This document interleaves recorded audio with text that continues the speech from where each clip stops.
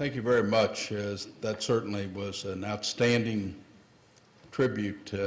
Not sure it was deserved, but it was great.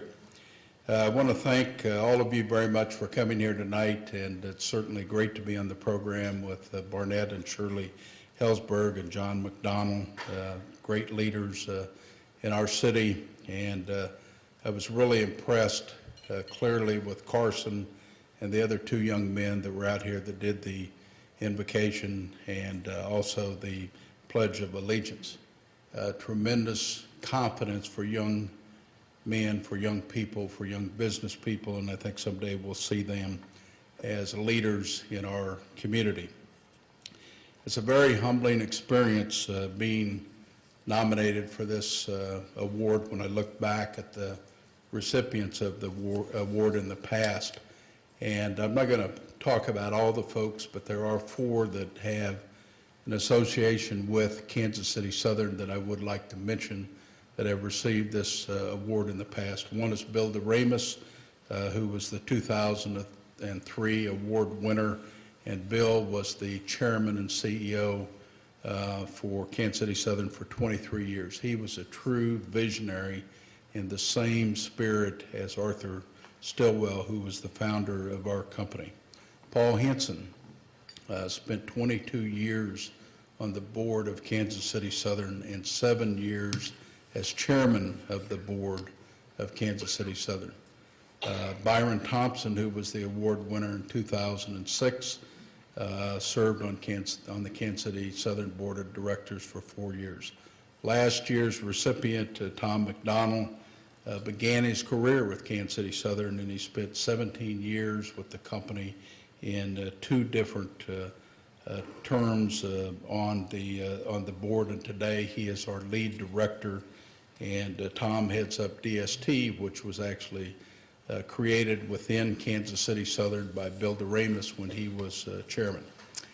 I mentioned Arthur Stillwell, who was the founder of Kansas City Southern, and Stillwell was a true entrepreneur that believed in the free enterprise system.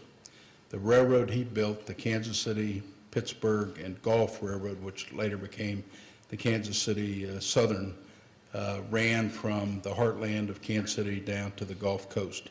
In a book about Stillwell called I Had a Hunch, it says, and I quote, "He was a man who contributed as much or more to his fellow man and to his nation's economic growth and development than all but a handful of great American industrial pioneers."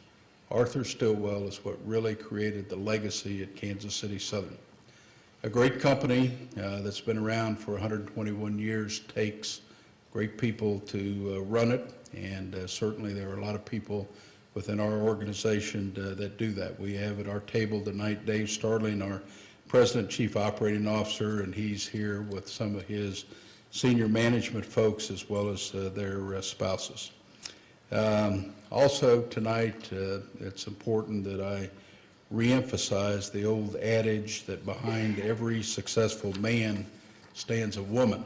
And my wife didn't tell me to say that. I just decided to say that on my own. But my wife, Marlis, we've been married almost 43 years now.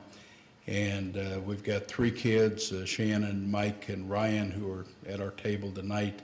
And Shannon and Mike's spouses, Tim and Sylvia, are there, and Ryan's date, Emily, as well.